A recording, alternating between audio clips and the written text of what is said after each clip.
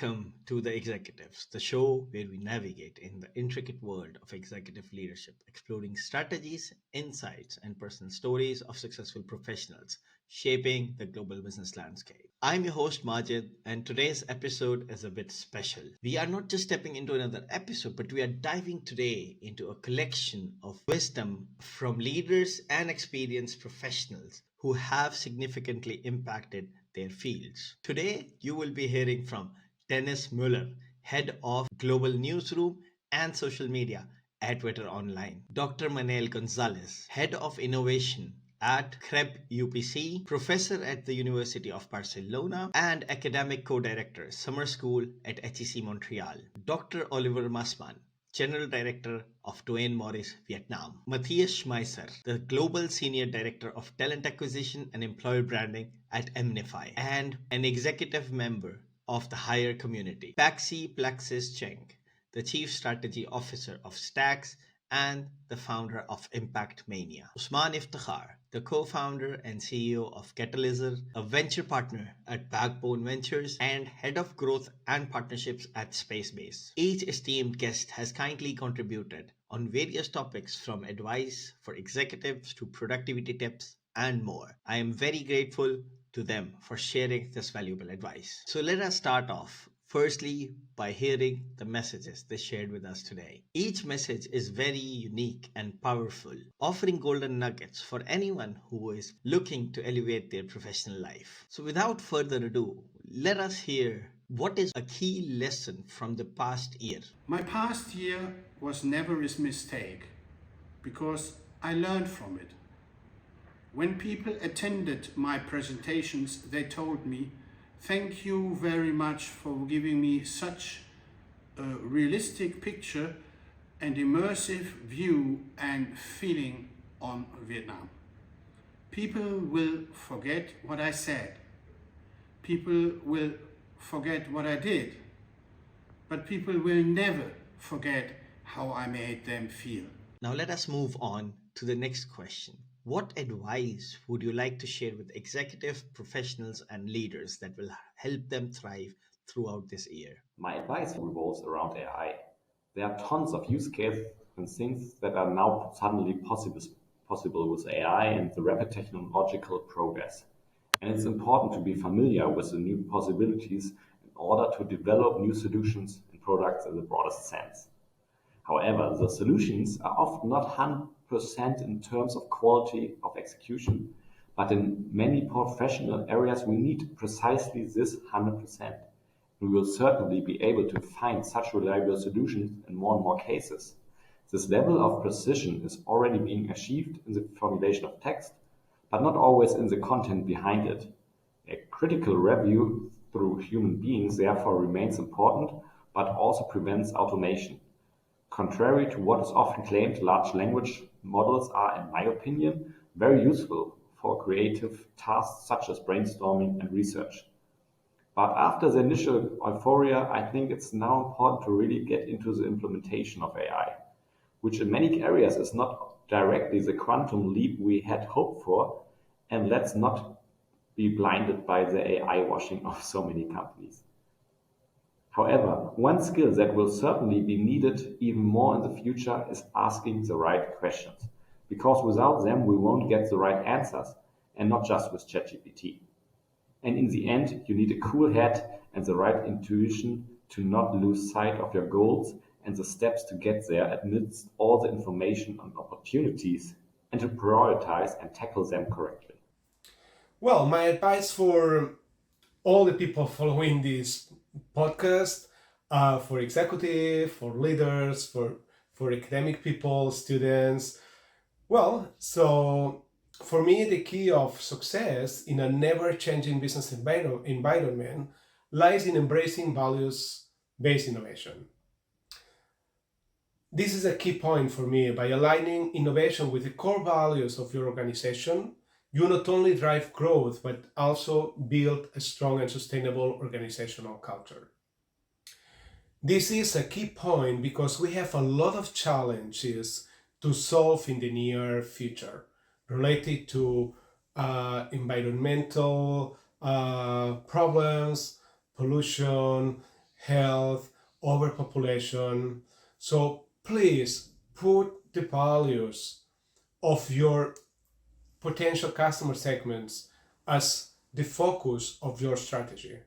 Only solving these problems, giving the proper solutions, will build a better world and a wonderful future.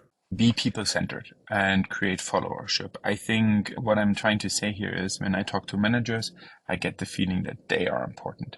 When I talk to leaders, I get the feeling that I am important. And I think this is something which I would, very much give as an advice. Micromanagement is poor leadership, and still so many people, especially in the startup or scale-up environments, are using this kind of method to lead people. And I would not even say lead people, it's managing people. So for me, your job as a leader or executive is to be successful by taking people along your journey and help them to grow with you, right? And if you are there for them and help them to succeed, they will help you to succeed. And that's my advice. I advise you, do your dreams and do your visions and realize them. Do not try. Do or do not. There is no try. You are who you are. Nobody's approval is needed. Let's be honest about it. It's not going to be an easy year. If we look at the world geopolitical situations and everything that's happening around us, I would say the best advice I could give you is don't go at it alone. Find partners in your community and make innovative projects happen together, because all the challenging situations that we're facing in our communities, but the world at large, cannot be solved by one person or by one organization. So I advise you to work together. My key advice for executives, particularly in this year, is to think about growth. In the last couple of years, particularly with COVID, many businesses have had to kind of be on survival mode unless you're doing something in tech and really growing. So when you think about it, 2024 is the year that you can really make it a growth year. Many economies are recovering from COVID. Inflation's coming down, interest rates are also improving. So this is a great opportunity for you to look at growth of your business. Make a plan now, get on top of your strategy, and really look at what are the opportunities for you to grow. Particularly look at some big problems that you can tackle, and set up a vision for the future, because that will really help you to cement your position post-COVID as a great business. That was amazing. This podcast is built around personal stories, insights, and professional experiences. Now let us hear a personal story that has significantly impacted your journey to success. I will start with my parents here. My parents were doctors, both retired now, and they always pushed me to not be satisfied with the status quo. What does that mean? They always said, look, you can do better, you can do more. When I had a bachelor degree, I said, look, why don't you just do master? Yeah, there's maybe something where you can get a real degree. Same thing with jobs. When I started very early on in my career, they said, yeah, look, this is nice, but there must be a next step. And I would argue that I was a very privileged kid back then because of my parents as doctors, right? They had a certain income, but they also early on told me that I need to make my own living, yeah, not rely on what they have built for me, the money they have and the success they had. So for me, it was very early on, even with all of the privileges, hey, sort it out on your own, make a living and achieve something great. And that really pushed me in my day-to-day, because it's just in the early days. It's part of my DNA now that I keep on using it. And that's why I see my progress is the way it is right now. Moving on, what is the vision or the aspirations for this year, and how do our esteemed guests want to achieve them? Well, my New Year's reflection is the following. As we step into the new year, I'd like to share an idea with you that took a special significance, and this is the cross-innovation concept. I specialize in detecting and connecting problems and solutions across seemingly unrelated sectors, particularly in the realms of creativity and innovation management. This approach, known as cross-innovation, has proven to be a wellspring of fresh ideas and effective solutions. I believe that the ability to think beyond traditional boundaries is essential for success in any field. But we also might put the values and the creation of value in the center. So we need a values-based innovation. It means that please explore apparently non-related sectors, trying to look for solutions to your problems in other sectors, and also put the values in the center of your strategy. Let me share two examples from our venture builder. We have a venture builder specialized in health technologies, and two examples are, for example, Able Human Motion. Able Human Motion proposes a lightweight, cheap robotic exoskeleton designed for neurorehabilitation in clinical settings. This device is the outcome of collaboration with numerous clinicians and patients, incorporating their feedback to better address their needs. So we want to help and give a better life to those people who nowadays are using a wheelchair. The second example is BirMedX. This is a virtual specialized gamified training in clinical simulations. What we do is proposing several training games for clinicians, because simulation is a tool that helps us to learn and transform education and training across diverse fields. So we have a knowledge from this virtual simulation that we can move, we can pass to our daily practice. Giving people an immersive feeling of my experience in Vietnam in the last 25 years. Let them experience what I experienced. I want to give them that. There's my secret how to do it in 2024, but I will reveal it via my work. Finally, let us hear a productivity hack or strategy that has helped our guests stay more effective and focused professionally. A little tip on the daily flood of information. If we don't fight it, we are driven by it. It's important to take the initiative to consciously create periods of time, for example with slots in the calendar in which we have time to take a step back from our daily activities and think about the big picture, about strategies and new goals, for example for 2024. Then we can move from reacting to acting and create something truly sustainable and great. But the more digital our world and our interactions with each other become, the more we humans yearn to the human, the real, the authentic, and the emotional. And that's also why I think podcasts and video podcasts are experiencing such a boom in popularity. We're not just meeting the information, but also the person with their personality behind it. And at the end of the day, we are humans and we are made for humans. For me, honestly, reflecting every week, what did I do this week? What did I spend my time on? How much impact did that had for what I created? So for me, it is really about when I look back and say with my 40 hours, 50 hours, 60 hours, where did I spend my time on and what kind of impact did that create? And do I need to maybe shift this? Sometimes little things have a lot of impact, right? And compared to big strategic topics, and sometimes big strategic topics take so much time that, you need to then figure out, is this actually making sense to spend so much time on that, or can we shift? And I think especially when you look at lots of different tasks that you have to deal with in your day-to-day, what are the ones that add more impact for you and for the people around you? And that is something that I would always do on a weekly basis, if not on a daily basis, if you're really good. But this reflection will help you to create more impact and value in your organizations. I suffer from constantly just doing and being active, checking off, the boxes. But I would say you need to sometimes slow down to speed up. And what really helps is if you talk with people and connect with people who really are not in your industry, are working on different products or solutions, doing entirely different things. So if you're an economist, go speak to an artist And if you're a startup founder and you're building an app, you need to speak with an English major or with, an art curator. So this is usually what helps you think beyond just the little sandbox that you're playing in. The key productivity tip that I have used a lot is making sure that you take enough breaks when you're working. Now, when you're working, you oftentimes, forget to take a break.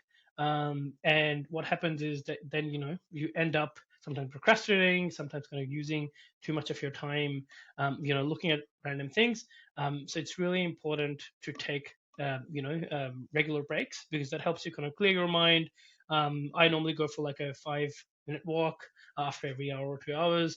And then I'll have either a cup of water or tea or something, because it will help me recharge and then get back into work. So that's something that I found that's really, really useful. And that's a good way to stay up on top of your game. Reflecting on these enriching contributions, I want to share my thoughts on leadership and productivity. Drawing from my experiences and our guests' collective wisdom, I aim to offer strategies to help you become more effective and impactful as an executive, a professional, or a leader. My advice for executives is foster an open communication culture. Effective leadership is deeply rooted in open communication. So, as an executive, creating an environment where the team actually feels welcome to share their ideas, feedback, and also sharing challenges is very critical. This openness actually fosters innovation and creativity and also builds more trust. Encourage regular check ins, regular meetings with your team members to make sure they feel heard. Remember, I always want my team to come to me without thinking that they need to be afraid or they need to be shy. If they have a problem, I am here to help them. I have seen that open communication improves team dynamics and also brings the team together. We, as executives, need to make sure that our teams feel empowered. Now, I would love to share a productivity tip that I utilize every day.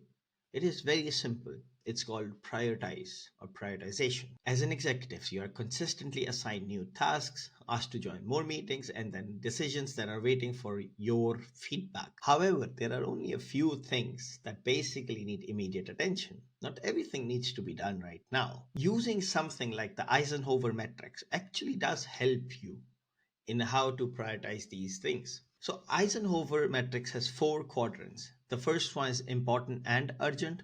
The second one is important but not urgent. The third one is urgent but not important. And the fourth one is neither urgent nor important.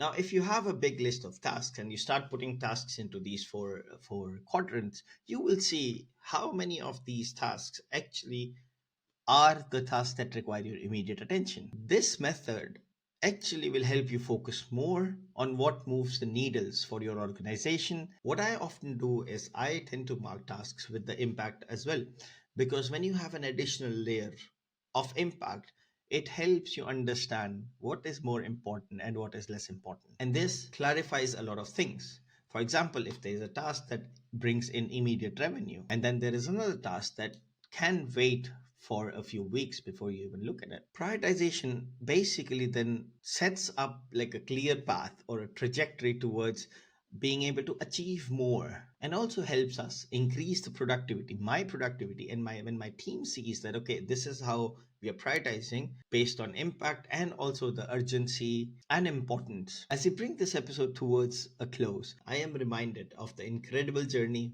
we are all on, both as professionals and individuals. I would like to thank the guests who shared their valuable advice and their personal stories with us and also the listeners. The insights shared by our esteemed guests today enriches us, our understanding of productivity and leadership, and serves as a beacon guiding us through the complex world of executive leadership. It's clear that the path of success is paved with resilience, open communication, and a relentless pursuit of growth. Let us carry forward the lessons learned and apply them, not just in our professional endeavors, but also as individuals to help us achieve personal growth. Remember, an executive's journey is not just about reaching the pinnacle of success, it's about the impact we create, the lives we touch, and the legacy we leave behind. Thank you again to our listeners for joining us. I look forward to continuing this exploration, uncovering new insights, sharing